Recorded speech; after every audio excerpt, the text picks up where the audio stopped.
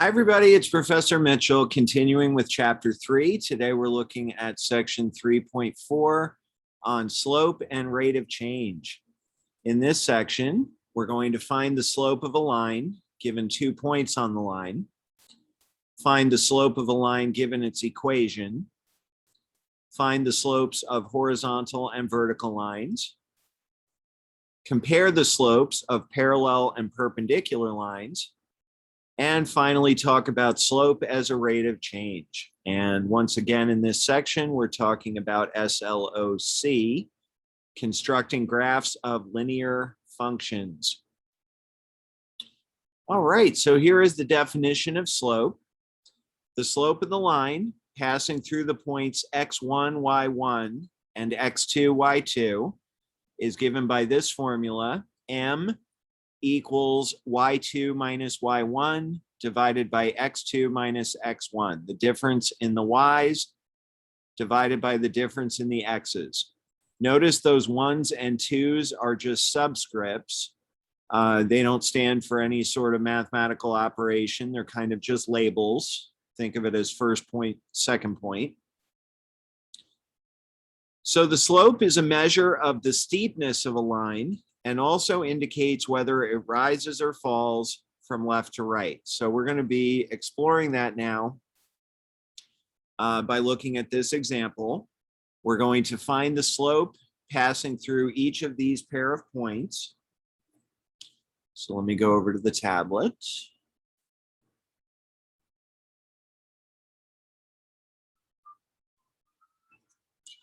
All right, so the first pair of points is 1, 1 and 4, 2. So I suggest that whenever you're doing anything with the slope formula, you label your points x1, y1, and x2, y2. It does not matter which point is x1, y1, and which point is x2, y2, as long as you keep x1 with y1 and keep x2 with y2. So remember that formula was m equals y2 minus y1 over x2 minus x1. Y2 is 2, y1 is 1, x2 is 4, x1 is 1. So the slope of this line is 1/3. All right, pretty easy, right?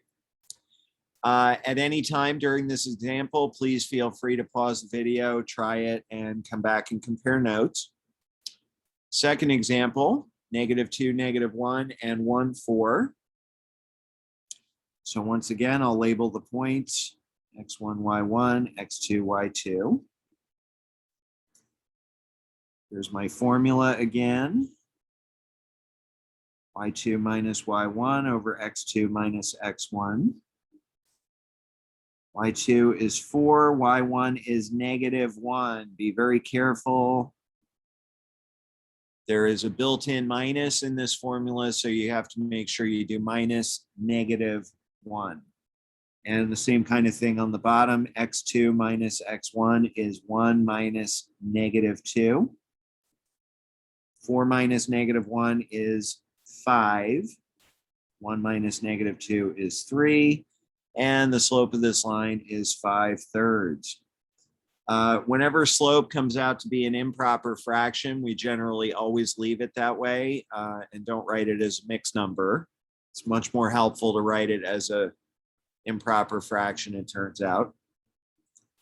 All right, so I would definitely like you to try this one first. Please pause the video and try to find the slope of the line passing through these 2 points. All right, so hopefully you've tried that, and I'm going to do something that you may not have been expecting, but I'm sure the way you did it was just fine, so please don't change anything. I just want to convince you that it doesn't matter which point is x1, y1, and which one is x2, y2. Okay, so I'm actually kind of hoping that you did them the other way around because you'll see why it doesn't matter. y2 minus y1 over x2 minus x1. All right, y2 is 4, y1 is 2. X2 is -1, x1 is 3. So I get 2 over -4. I have a feeling that you probably got -2 over 4, right? But both of those things come out to -1/2, right? Okay, so those are our three slopes. Now, I want to show you what those look like in terms of the graph. So I've labeled each, or I've plotted each pair of points. Each pair is in a different color. So the black was letter A. Wait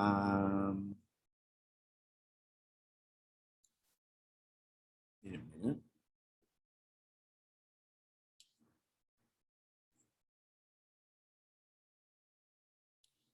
Okay, that's more like it. I could tell when I was looking at my picture that something was wrong.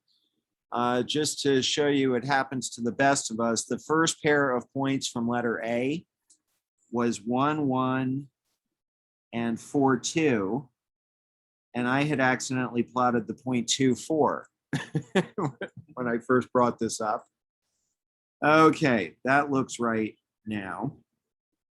Okay, so the slope of this line is 1/3. The second pair of points is in red.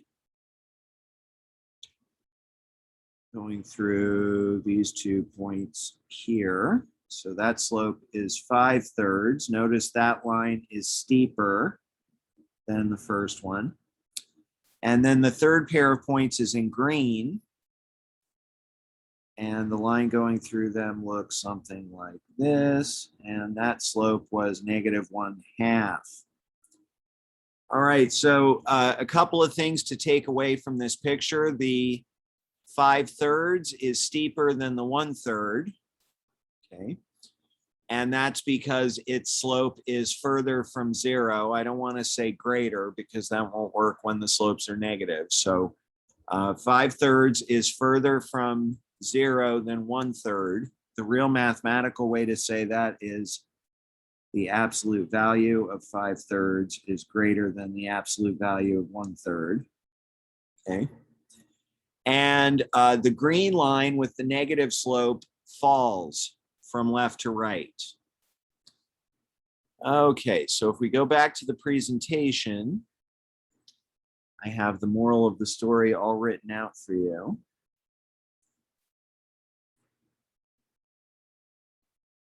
Line with a positive slope, the line rises from left to right, goes from southwest to northeast. And if the line has a negative slope, the line falls from left to right. It goes from northwest to southeast. And also, the further the slope is from 0, the steeper the line is. And therefore, the closer the slope is to 0, the flatter the line is. All right. Okay. So now let's look at the slope-intercept form of the equation of a line.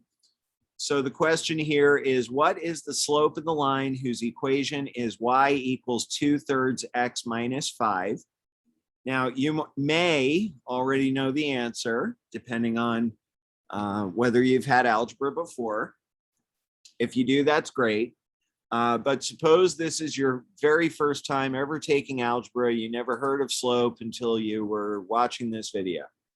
So I'm going to show you a way that you could figure out the answer using only tricks that we've talked about. So the only way that we know to find slope right now is by using 2 points. So I say to myself, gee, I really wish I had 2 points on this line. Oh, well, we know how to find 2 points on the line. Just pick a couple of values for x, say 0, and I'm going to go with 3. See why I'm picking 3 instead of 1 or some other number? It's because the first thing that I'm going to do to that x value is multiply it by 2/3. So if I pick a value, a multiple of 3, I will not get a fraction. as my answer. So 2/3 blank minus 5, 2/3 blank minus 5. 2/3 times 0 is 0. 0 minus 5 is -5. 2/3 times 3 is 2. 2 minus 5 is -3. So we found 2 points on the line, 0, -5, and 3, -3. I want to emphasize that I'm only doing the problem this way, just this once. After this, we will have a much easier way to do it. So I'll call this one x1, y1, call this one x2, y2. And now with my slope formula, y2 minus y1 over x2 minus x1. y2 is -3, y1 is -5. x2 is 3, x1 is 0. -3 minus -5 is -3 plus 5, which is 2. 3 minus 0 is 3. Oh my gosh, the slope is 2/3. Where have I seen a 2/3 before? Oh yeah, I saw one up here. All right. So that's the shortcut. When the equation of the line is written in that specific form, then you can just read the slope right off the equation. So what is that specific form? It's called slope-intercept form. And it's written y equals mx plus b. This is one of those things that for some reason people remember y equals mx plus b until they're 80 years old. They might not remember what it means, but they remember that it was a thing. Y equals mx plus b. So the number m is the slope, and the number b represents the y-intercept. The y-intercept is 0, b. Notice in this example, when I put 0 in for x, I got -5. The slope was, the y-intercept was 0, -5. All right, next example, we're going to find the slopes of these two lines. The first one is very, very easy,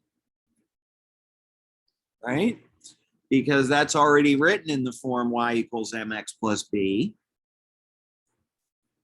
Y equals mx plus b basically means solved for y. So now if I just compare those two things, I see that the slope is -2. Now the second example is a little harder because it's not written in that form. So we have to write it in that form, solve it for y. We talked about how to do that in the last chapter, right? So the first thing I'm going to do is subtract 3x from both sides. And that's going to give me -5y equals -3x plus 1. And then I'm going to divide everybody by -5.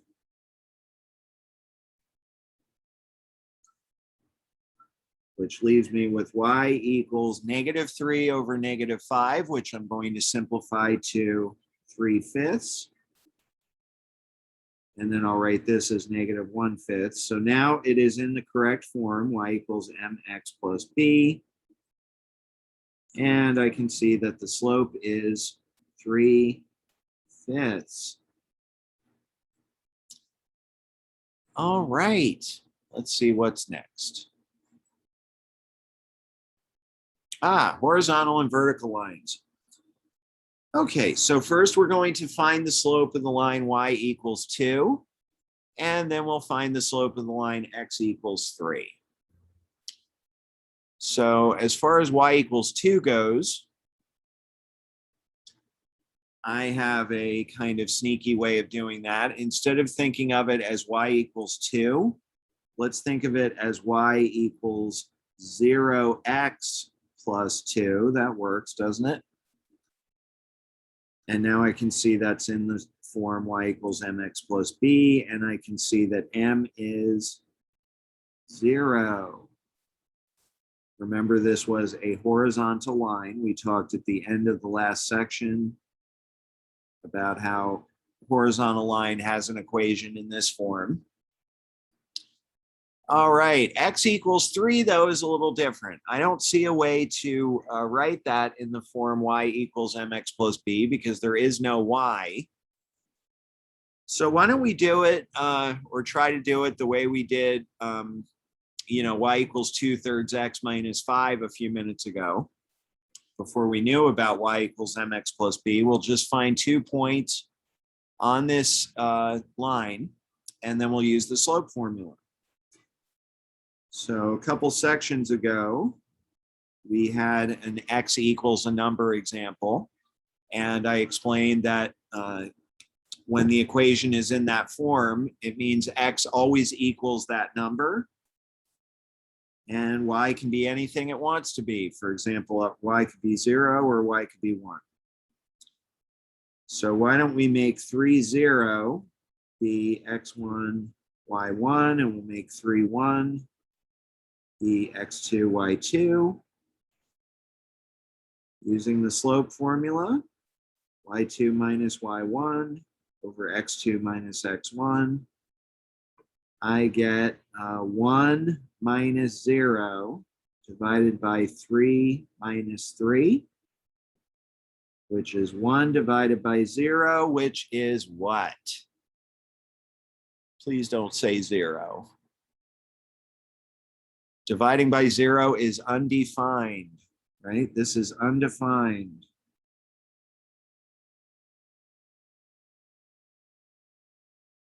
All right, so moral of the story.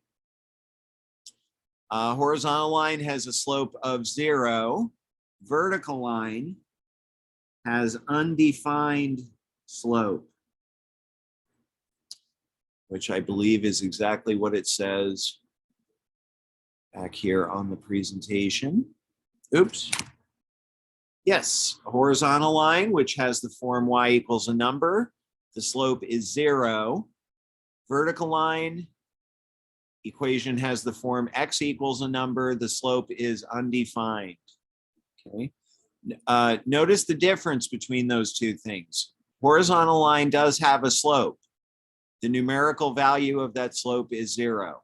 Vertical line does not have a slope at all. It's undefined. So those are very, very different. Okay, the last example in 3.2, that was a couple of sections ago. So let me remind you what that looked like. I thought about just grabbing that slide, but then it wouldn't have had the picture on it. So I went ahead and drew that picture on here. That was the example where we graphed the lines y equals 2x and y equals 2x plus 5. So these two lines are parallel, right? They never ever meet. And you can kind of see why they never ever meet. Because they are going up and to the right at exactly the same rate. I also notice now, we didn't know this at the time, but these two equations, these two lines, have the same slope. That one is m equals 2. This one is also m equals 2. So, moral of the story there, lots of information in this section, is that parallel lines have the same slope. So whenever you see the word parallel, think of same slope. Okay, now this situation is just a little bit more complicated. Let's talk about perpendicular lines. First of all, you remember what perpendicular means. It means that the lines meet at 90-degree angles. Okay, so remember the slope formula. We've been talking about it all throughout this section, so I don't think you've forgotten it. This can also be thought of as change in y over change in x, or rise over run. Okay, so I'm going to flip over to the tablet and show you a picture that I've drawn.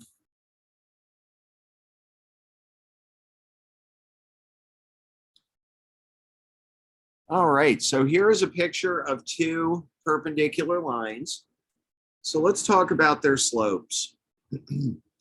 If I go from this point to this point, I am rising by 1, and then I am running by 4, right? So if we call that line number 1, I'll call that slope M1 is 1/4. All right, now flipping over to the other line, we'll call this line number 2.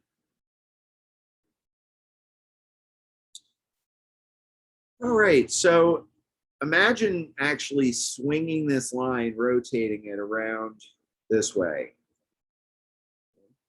around this point. Okay, so this point would literally end up over here. So now, how do I get from, let's say, I think we should start at this point. I would rise 4, and now I have to go to the left to get to this point. So we call that a run of -1. So in this case, the rise over run would be 4 over -1, otherwise known as -4. So that relationship between those numbers 1/4 and -4, I am not a fan of this term, but it seems to work for people. We call those two numbers negative reciprocals. Okay, flip it over, change the sign. That's what negative reciprocal means. Flip it over, change the sign. Okay, so for example, if I wanted to find the negative reciprocal of each of these numbers, starting with -3/5, flipping it over would give you -5/3. Changing the sign would make it 5/3. Flipping over 1/4 would give you 4/1. Changing the sign would give you -4/1. Actually, that's the example we just did, isn't it? And then flipping over 6, I guess if you literally flip over the number 6, you get a 9, but that's not what I mean. I mean, if you sneak a 1 under there and now flip that over, you get 1/6. Changing the sign gives you -1/6. That's the idea. Okay, so if we go back here, perpendicular lines have slopes that are negative reciprocals of each other. And we already walked through that example. Okay, so in this problem, we are going to determine whether each pair of lines is parallel, perpendicular, or neither. Okay, so they've given us the equations. So now if I go back to the tablet,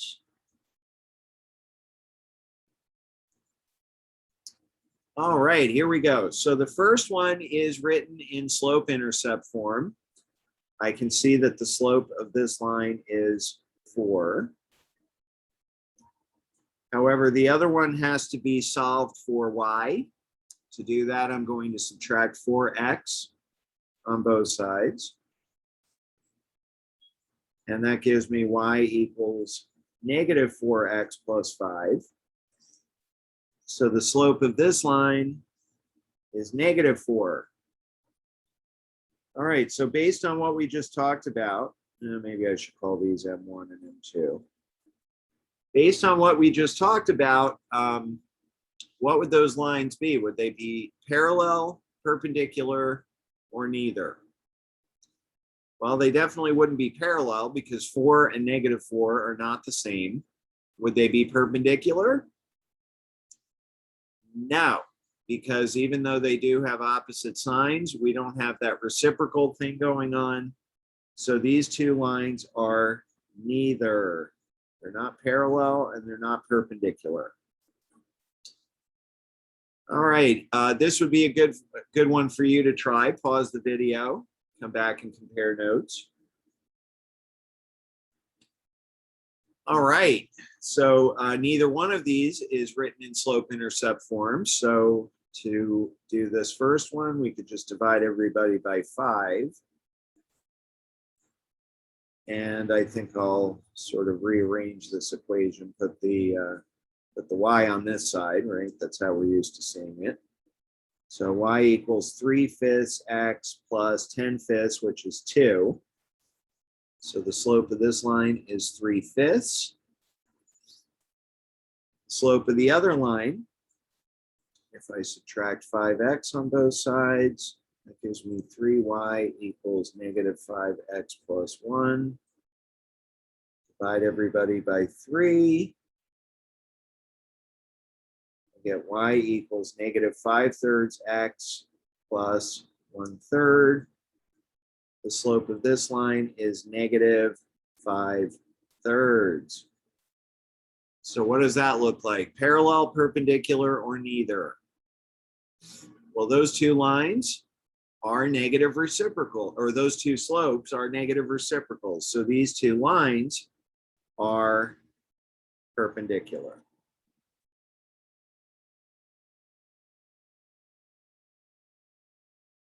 All right.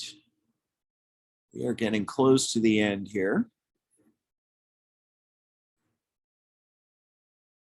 Yes. Okay. This is the very last thing we have to talk about. Some real world applications of slope, starting with pitch.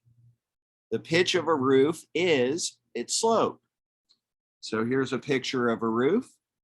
And we want to find the pitch of that roof.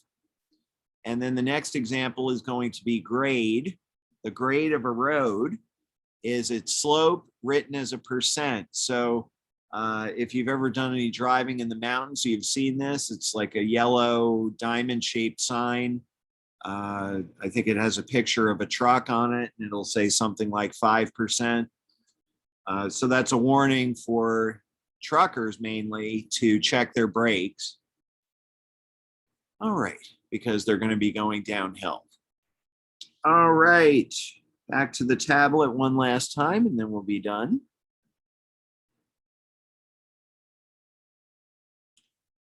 Okay, so the first example was the pitch. This is really easy, so just find the rise and the run.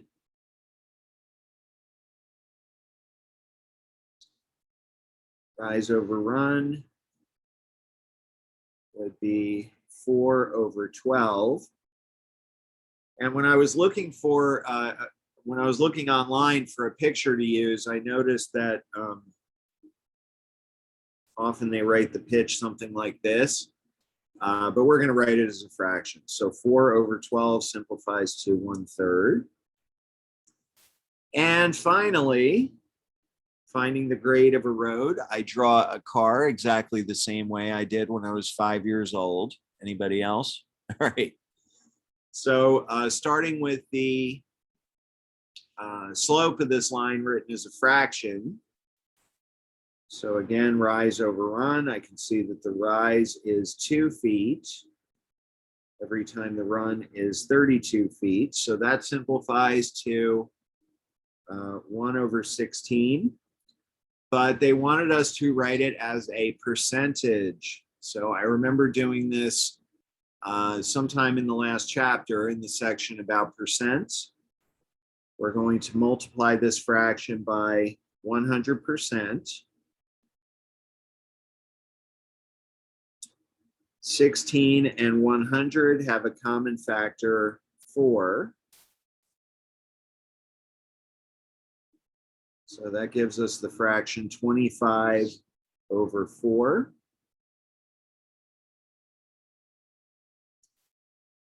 And we'll write this answer as a decimal. So 4 into 25 goes 6 times. 6 times 24 is 24. Down the 0, 4 into 10 goes 2, or you can just ask the calculator. Bring down one more 0, 4 into 20 goes 5, and that's it. So the slope or the grade that's the word I'm looking for, of this road is 6.25%. And that's going to do it for section 3.4. We'll see you next time.